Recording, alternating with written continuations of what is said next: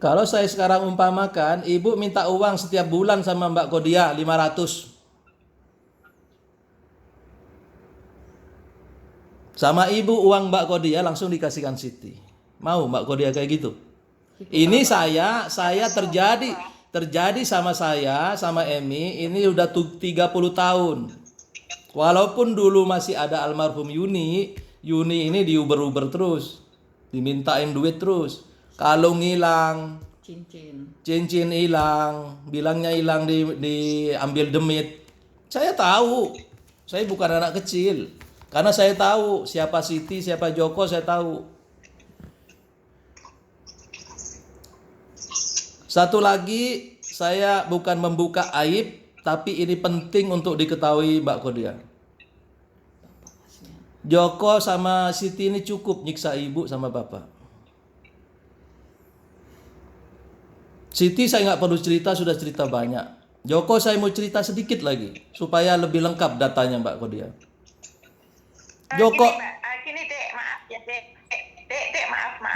silakan. Gini, untuk almarhum Mas Joko stop aja ya. Saya bukan nggak mau tahu, tapi saya minta tolong nggak usah diceritakan. Lebih baik jangan diceritakan, ya. Ini begini Mbak Kodia, ini penting karena Mbak Kodia sekarang belum tahu seberapa susah orang mertua saya, orang tuanya ibu sama bapak. Saya, Dek, maaf ya. Dek. Udah cukup yang saya cerita sedikit tadi. Ini masih banyak saya ceritanya, dan itu sangat penting. Sampai pas Saya paham. Banyak, saya paham lebih. Saya ini pada saat ini ceritain masalah almarhum dulu. Oke, nggak apa-apa kalau nggak mau. Oke. Sepenting saya bisa tapi dari dengar. Masa sering Iya. Saya bukan nggak mau tahu, tapi paling tidak saya sudah bisa menyimpulkan dan itu jangan diceritakan sekarang. Sekarang, oke. Maaf. Ya, sekarang Mbak Kodia sudah bisa menyimpulkan mana yang anaknya ibu yang baik, mana anaknya ibu yang jelek. Sudah paham ya? Kalau itu nggak paham, saya nggak bisa lanjutkan. Kalau Mbak Kodia belum paham, saya nggak bisa lanjutkan. Artinya Mbak Kodia nggak bisa pakai akal sehat. Kalau Mbak Kodia sudah oke, pakai akal sehat, sudah tahu mana yang baik, mana yang jelek anaknya, saya akan lanjutkan. Sudah jelas ya? Ya, saya paham. Oh, paham ya? Oke, terima kasih. Kemudian masalah keluarga, masalah Siti, Mbak Kodia bilang, Mbak Kodia nggak mau tahu, Mbak Kodia masalah keluarga dikesampingkan. Nggak bisa. Mana bisa? Kita yang ngurus 30 tahun ini, kita berjuang untuk melindungi ibu dari rongrongan Siti. Bagaimana bisa kita nggak mau tahu? Saya, Emi, Mas Tafi, Mbak Warti ini babak belur. Ngurusin ibu sama bapak ini melindungi selama 30 tahun babak belur dari rongrongan Siti. Saya cerita tadi detailnya, apa masalahnya. Nggak bisa dikesampingkan. Mana bisa dikesampingkan? Mbak Kodia bilang, saya nggak mau tahu. Kalau nggak mau tahu, saya dengerin dulu. Biar saya selesai dulu. Kalau saya nggak mau tahu, contohnya rumah yang ditempati ibu ini sudah hilang. Sudah hilang, disita orang, disita bank. Sekarang sertifikatnya sama saya. Almarhum Joko juga nanya-nanya terus. SK-nya papa sama kita juga. Saya nggak kasih. Yang mau nanya itu datang ke saya bilang. SK juga.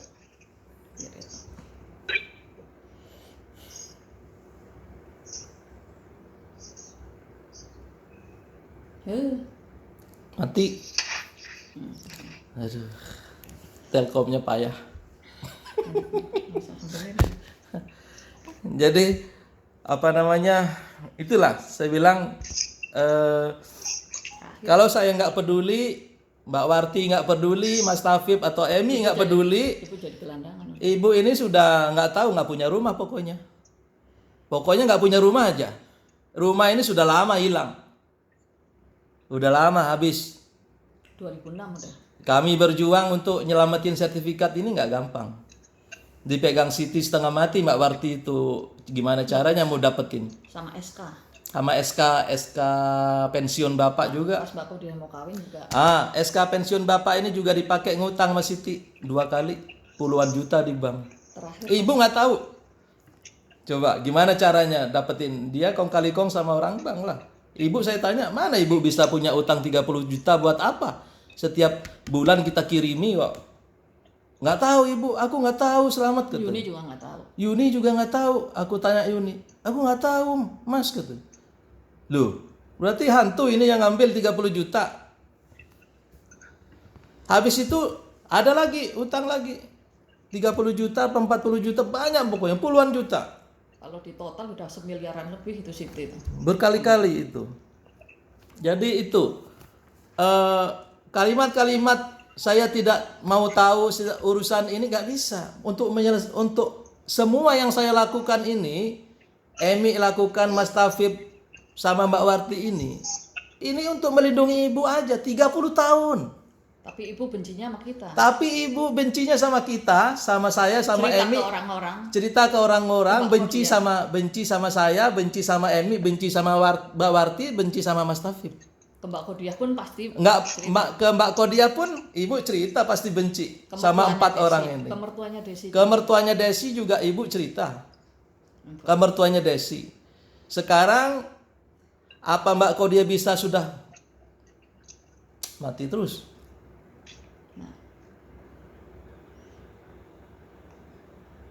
Sekarang Mbak Kodia apa sudah bisa menyimpulkan seperti apa ibu? Ibu apapun Baiknya kita. apapun kondisinya ibu, saya tetap menganggap orang tua. Sampai sekarang pun saya, Emi, Mbak Warti, Mas Tafib nggak pernah berhenti ngurusin ibu. Walaupun apapun seperti ininya ibu sama kita. Jadi Mbak Kodia sudah bisa menyimpulkan seperti apa kondisi. Kondisi dulu, situasi, kondisi ini yang penting. Supaya Mbak Kodia bisa berpikir akal sehat, pakai akal sehat. Bukan. Sudah jelas ya? Sudah jelas apa belum saya cerita? Saya nggak cerita semua karena Mbak Kodia nggak mau dengar yang terlalu detail. Saya mau tanya Mbak Kodia apa sudah jelas apa belum? Kenapa? Paham. Paham ya? Paham sekali. Sekarang sebelum Mbak Kodia ngomong, saya mau kasih kesempatan ke Mbak Warti dulu kalau ada hal-hal unek-unek yang perlu disampaikan di sini. Kita harus diskusi, ini keluarga. Keluarga yang masih bisa diskusi kalau ada masalah. Jangan sampai saya nggak mau Ngomong di belakang.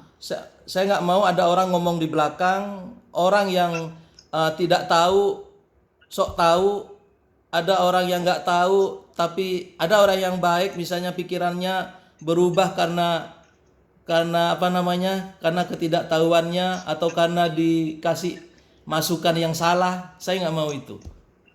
Makanya saya sudah ngomong, cerita, kalau kurang nanti saya tambahin, nanti bisa diskusi lagi. Saya kasih kesempatan ke Mbak Warti sekarang. Kalau ada unek-unek silahkan untuk menanggapi. Iya. Ini terutama ke Mbak Khot ya Mbak. Ini saya maaf banget. Kalau saya ibaratnya mantu ya statusnya sama kayak jenengan. Tapi untuk saya sih tidak menuntut ibu harus perhatian ke saya, harus sayang ke saya, itu tidak sama sekali dari dulu. Saya ibaratnya sudah kenyang merawat ibu, tapi di mata ibu saya nggak pernah berkenan, nggak pernah ada benernya. Itu udah 30 tahun lebih Mbak. Tapi saya diemin, saya anggap ibu itu orang tua saya sendiri. Udah selesai. Dan kalaupun itu ada kata-kata dari saudara sendiri, saudara dari suami saya, ipar atau mungkin dari panjenengan sendiri mungkinlah, monggo. Mungkin juga tidak pas dengan di hati jenengan bagaimana mungkin menurut pandangan Mbak Hot saya ke ibu. Itu sih saya monggo-monggo saja terserah. Saya sudah kenyang dari dulu difitnah, didolimi, tapi saya nggak pernah ngomong, cuma diem. Itu saja. Ibu udah saya anggap ibu saya sendiri. Itu dari dulu 30 tahun lebih, Mbak. Saya sudah paham, lebih paham. Ibaratnya sih nggak mengesampingkan panjenengan karena anggota baru, terus ini itu anggota dari keluarga karena kawin dengan Mas Joko itu enggak, Mbak. Kita udah jadi keluarga bagaimanapun, ada baik jeleknya keluarga kita, tetap kita kena imbasnya. Tapi ya tolonglah, kalau memang mau merawat ibu bareng-bareng, oke lah. Tapi terlepas dari itu, saya kok selama ini yang ibaratnya pontang-panting ngurus ibu, kayaknya kok aku nggak ingin dihargai sama sekali, Mbak. Benar, saya nggak butuh pengakuan dari saudara apa dari mana. Itu urusan saya dengan Allah. Allah, ibaratnya itu ladang amal saya. Tapi kok kadang-kadang ada fitnahan, yang inilah, yang itulah. Katanya mau-maunya direpotin cucu, yang harusnya anak laki-laki yang ngurus ibu. Itu yang kadang-kadang bikin sakit saya. Tapi saya cuma diem, ya silahkan monggo lah, mau kalau ngomong apa-apa terserah. Saya nggak pernah protes, saya juga biasa aja. Karena saya sudah ngarat, sudah kenyang, ibaratnya dari dulu 30 tahun lebih, nggak cuma 30 tahun.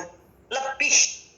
Saya sudah kenyang, kayak orang Jawa bilang, itu saya mantu kesempar kesandung. Itu aja. Tapi ibu udah saya anggap ibu saya sendiri.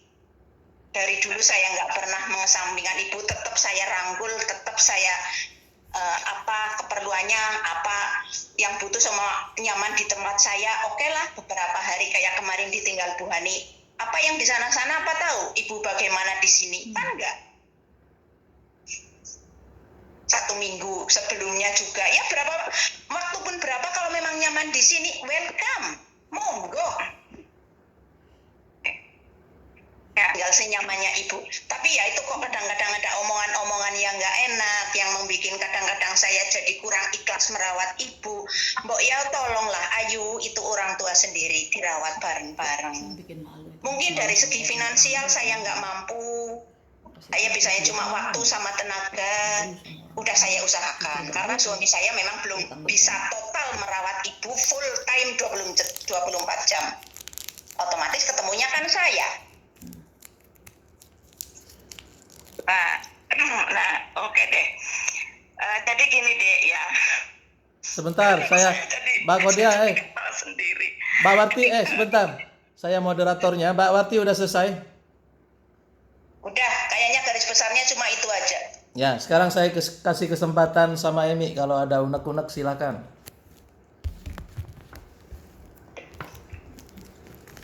Halo. Ya aku sih ya sama lah, kurang lebih kayak Mbak Warti. Cuma dapat fitnahan, cuma dapat dijelek-jelekin dari saudara sendiri yang apa sih? Sedangkan saya ini kan cuma istri yang nggak punya kerjaan, Mbak. Itu seharusnya tanggung jawab itu emang Mbak Kodia kan selalu bilang anak laki-laki itu dari dulu tuh saya sebagai kayak anak laki-laki. Dari dulu sampai sekarang.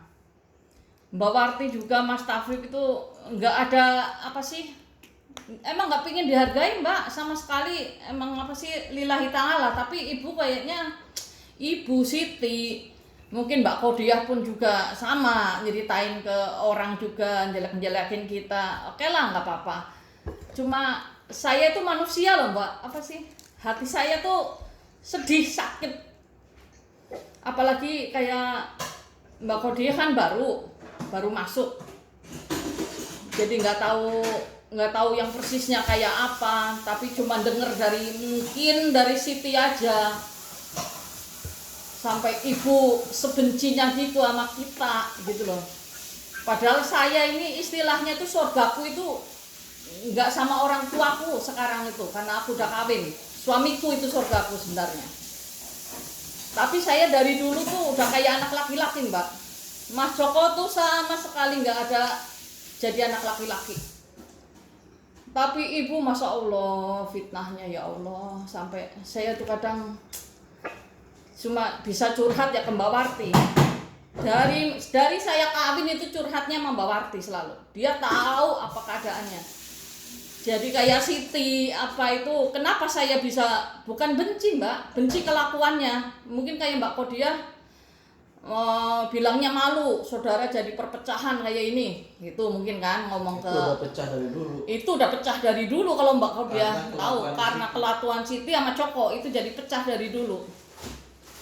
Mungkin Mbak Kodia kemarin mungkin bilang ngomong malu saya kok sekarang jadi keluarga jadi kayak pecah. Enggak sekarang aja pecah, itu dari dulu Mbak.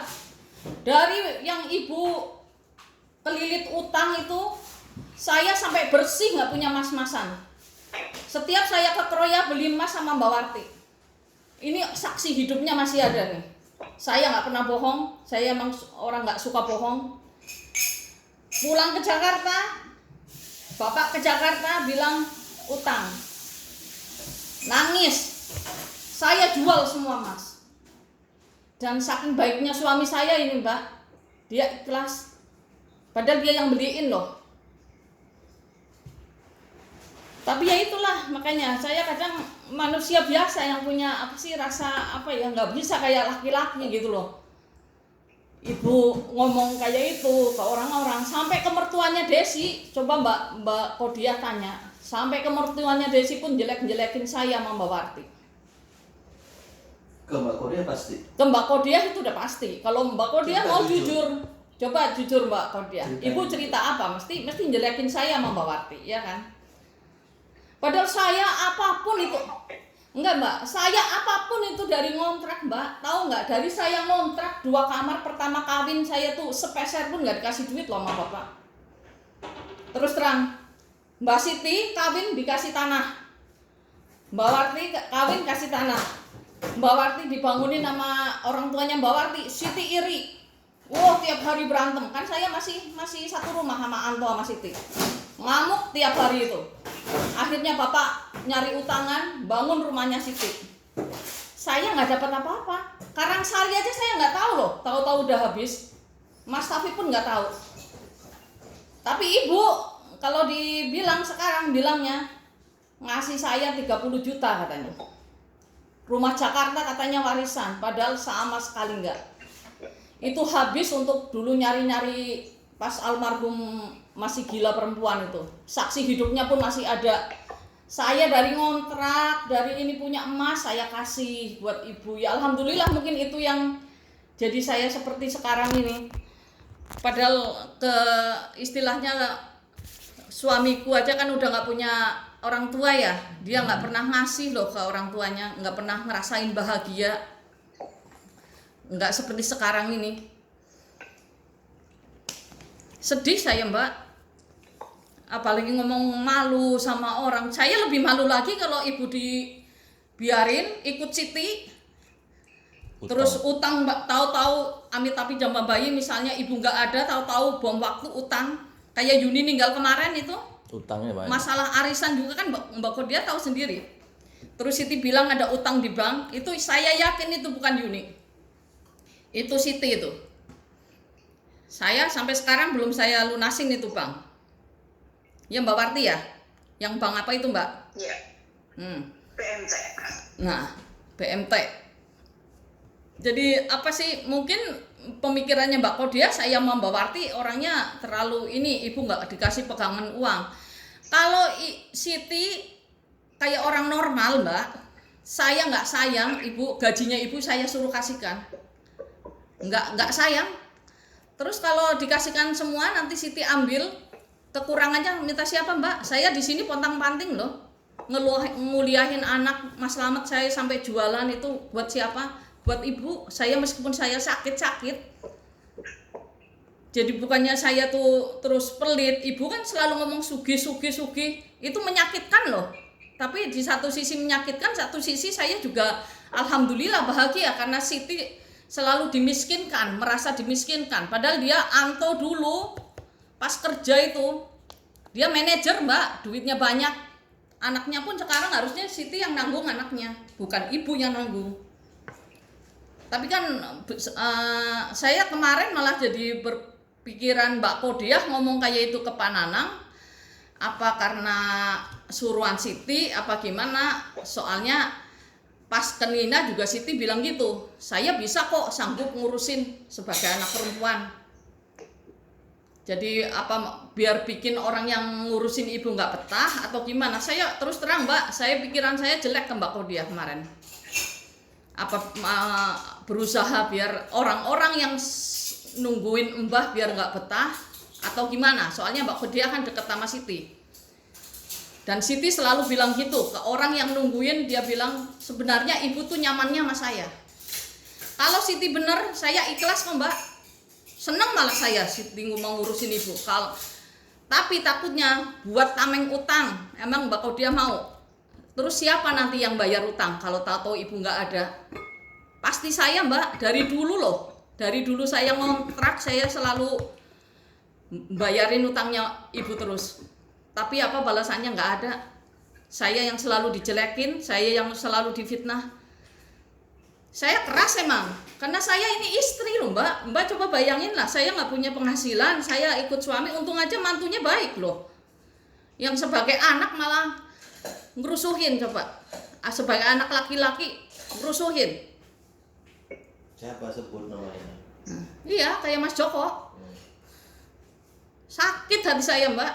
Saya difitnah udah dari ibu ke Qatar pun udah difitnah. Berantem saya. Saya tiap hari kerjanya berantem kalau pulang. Karena saya nggak bisa ngelihat orang tua dizolimin. Tapi yang dibela malah bela yang dizolimin. Tiap hari saya berantem Mbak tiap pulang. Sampai Desi pun dulu marah sama saya karena saya nggak ngasih uang Mbah. Katanya jadi Mbah nggak bisa nyangoni Desi. Gitu. Kan kebalik. Saya tuh pengen orang tua tuh bukannya apa ya, saya nggak pengen diiniin sama kayak Mbak Warti, emang kewajiban anak nganuin orang tua, tapi saya punya keterbatasan, hati saya sakit Mbak. Emang saya nggak pernah, kalau susah nggak pernah ngomong ke ibu, ke bapak tuh nggak pernah, saya sakit ini sakit, kalau saya lagi ngedrop kayak apa, suami saya yang urus. Sekarang pontang-panting nyari duit. Mbak Kodia ngomong gitu ke Pak Nanang kayaknya gimana gitu, rasanya apa ya?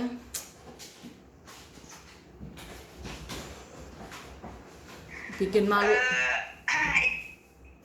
Udah, Ya. udah. Lo ngomong ya. Sebenarnya gini, mungkin ini Mbak ngomong ya Dek. Ya, monggo, silakan. Oke. Sebenarnya menurut Mbak saat ini kesimpulannya sepertinya ini salah persepsi deh. Salah persepsi. Ya, silakan. Yang namanya ucapan mungkin cara menyampaikannya seperti apa saya nggak tahu. Cara penanggapannya menangkapnya seperti apa juga saya nggak tahu. Tapi ini salah persepsi semua. Karena apa? Yang pada dasarnya saya berbicara itu satu, menceritakan istilahnya kita berpatokan dengan hukum Islam. Itu satu, kita berpegangnya dengan itu aja deh. Ya, Terus? saya bercerita karena punya dasar itu aja, dengan hukum kita, agama kita itu aja. Itu saya bercerita itu, menjabarkan itu. Nah, berhubung ini di keluarga kita ini ada orang tua yang mana ada punya anak perempuan, ada anak laki-laki.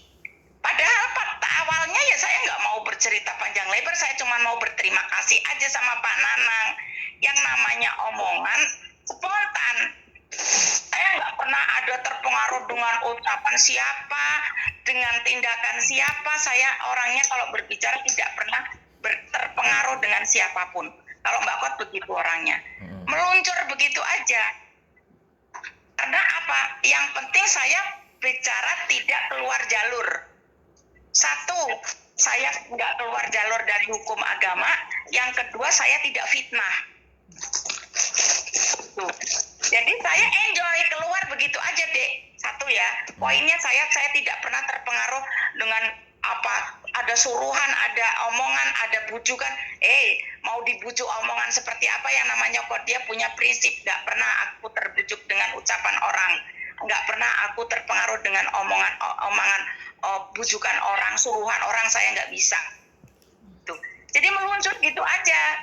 Yang awalnya saya hanya mau mengucapkan terima kasih terhadap Pak Nanang sama Bu Nanang karena mau berpamitan.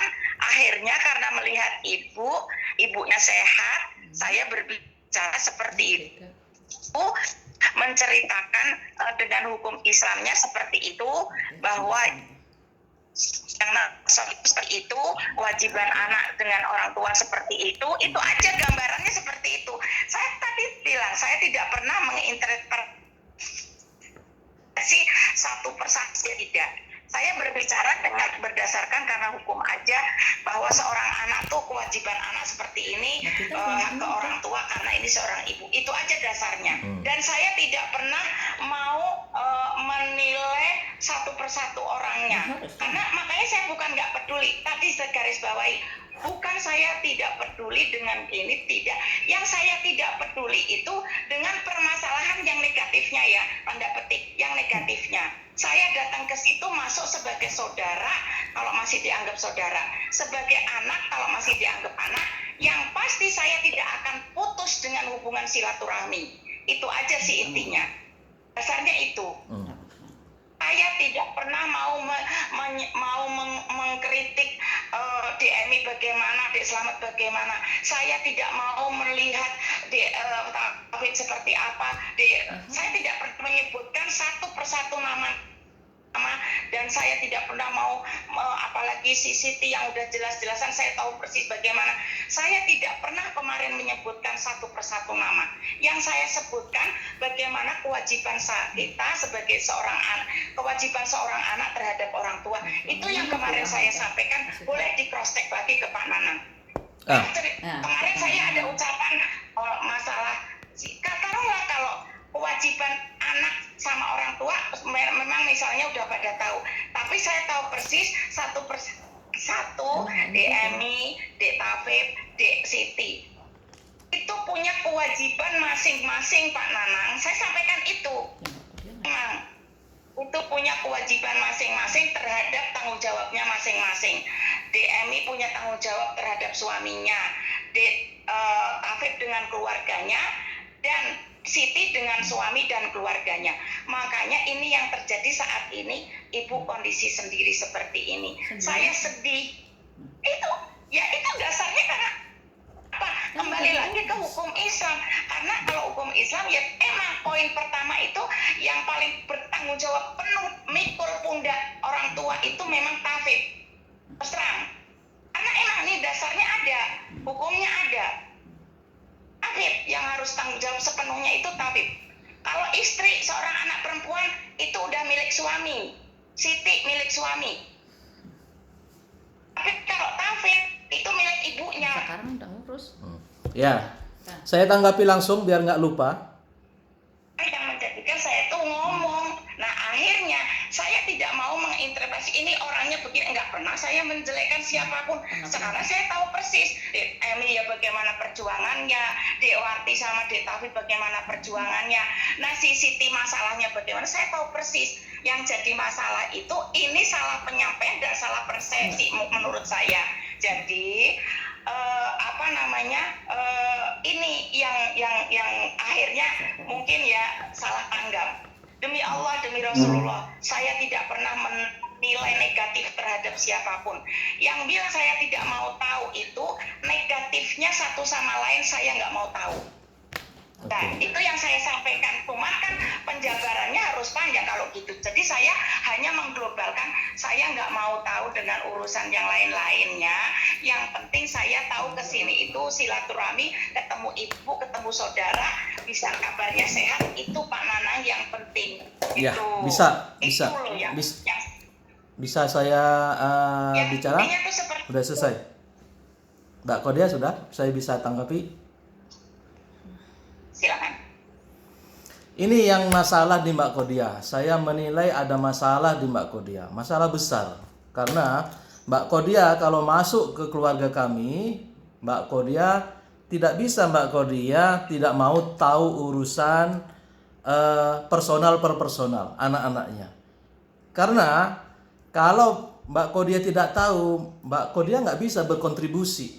Hanya datang silaturahmi, bodo amat, gue pulang. Lu mau berantakan kayak mau hancur, bodo amat, gue datang, gue pulang. Ini masalah. Ini yang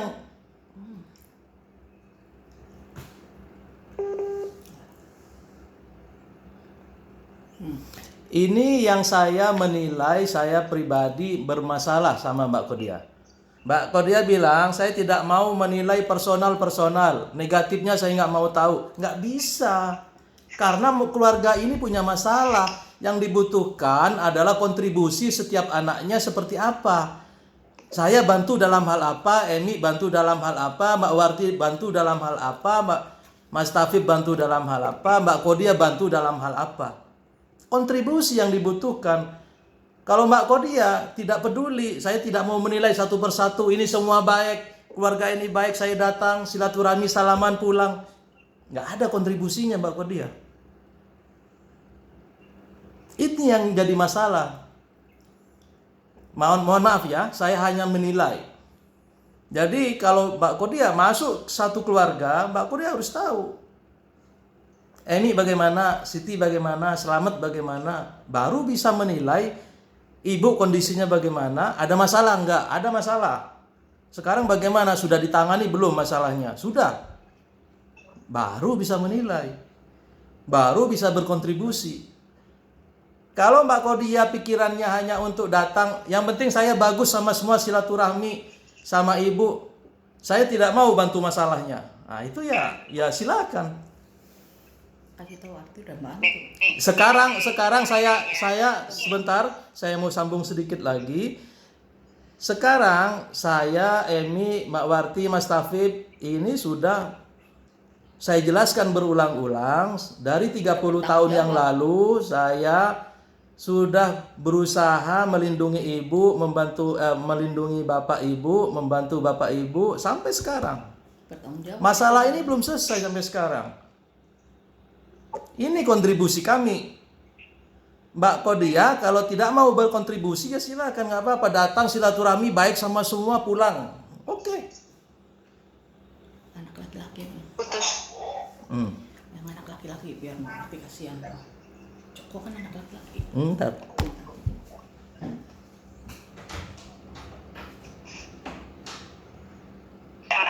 Bahwa itu memang kita kembali lagi ke dasar hukum yang sebenarnya. Ya sebentar Mbak Kodia, sebentar saya lanjutkan sedikit. Hukum agama ini bukan hukum wajib. Saya ustadz di sini. Ya, saya Ustadz Nahdlatul Ulama. Jadi jangan ngomong hukum Islam terus. Saya tahu. Anak laki-laki wajib hukumnya ngurusin orang tua. Berikutnya anak perempuan. Kalau anak laki-lakinya nggak bisa. Hukumnya dalam syariat itu tidak wajib. Anak laki-laki kalau bisa urus. Kalau nggak bisa, anak perempuan. Jadi Mbak Kodia nggak bisa menuntut Mas Tafib untuk ini, nggak bisa. Mas Tafib sama Mbak Warti sudah ngurusin ibu. Saya cerita panjang lebar dari tadi. Sekarang sudah ngurusin dalam hal apa? Walaupun tidak setiap. Saya juga tahu, makanya saya bilang seperti itu tuh pada dasarnya itu saya tahu seperti apa Dek Tafib, Dek Warti ngurusin ibu karena saya tahu, makanya saya bicara seperti itu. Iya, oke.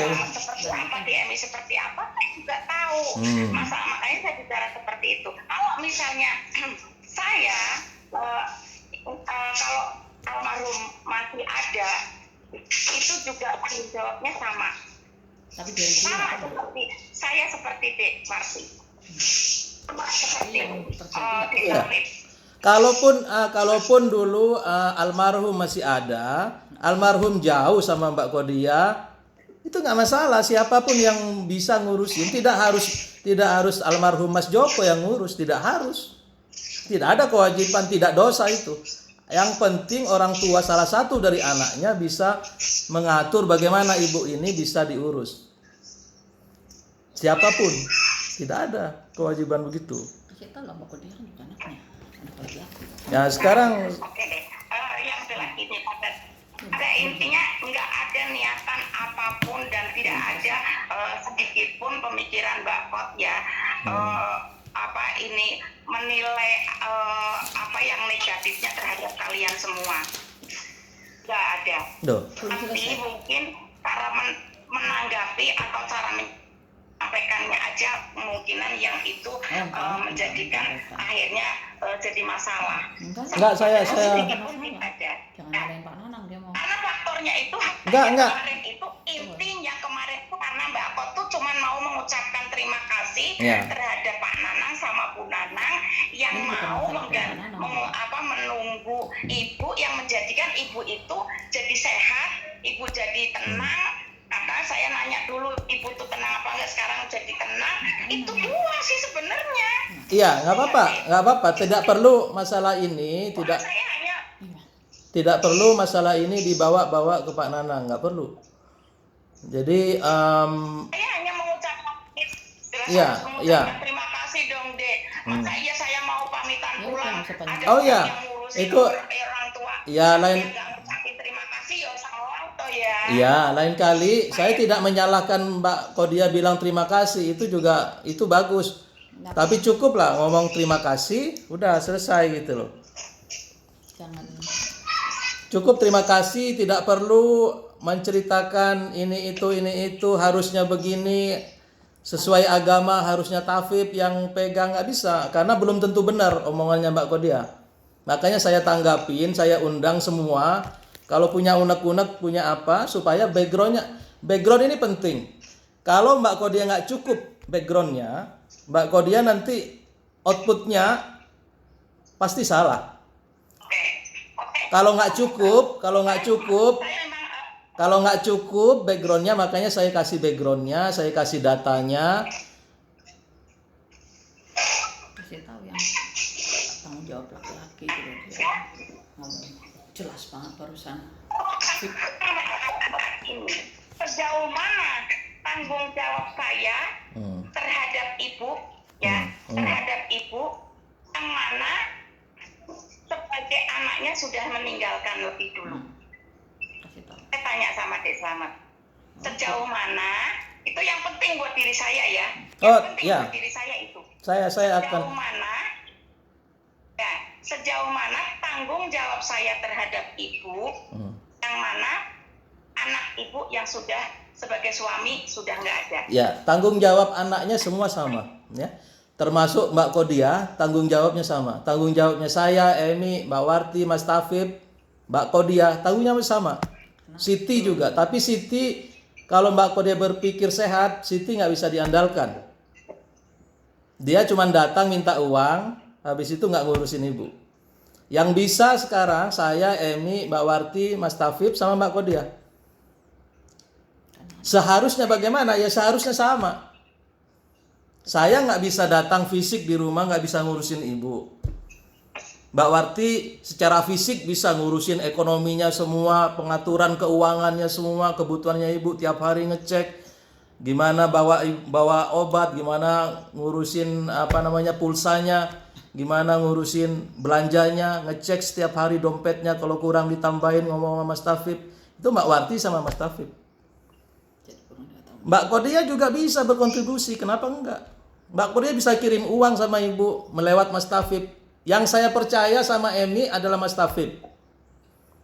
Kalau dikirim ke Mbak Siti, kemungkinan besar nggak sampai. Makanya saya kirim sama Emi ke Mas Tafib. Yang bisa dipercaya sama Mbak Warti yang ngurusin. Mbak Kodia bisa berkontribusi, kirim 1 juta, 2 juta ke Mas Tafib, monggo silakan. Itu aja, itu sebetulnya tidak ada masalah, simple aja. Kalau Mbak Kodia nanya saya, bagaimana saya seharusnya berkontribusi? Sampai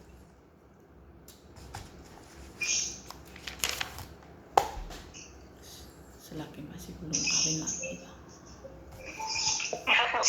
Bagaimana?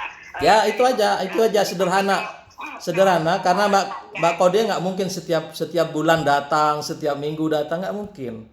Apa yang mungkin yang bisa membantu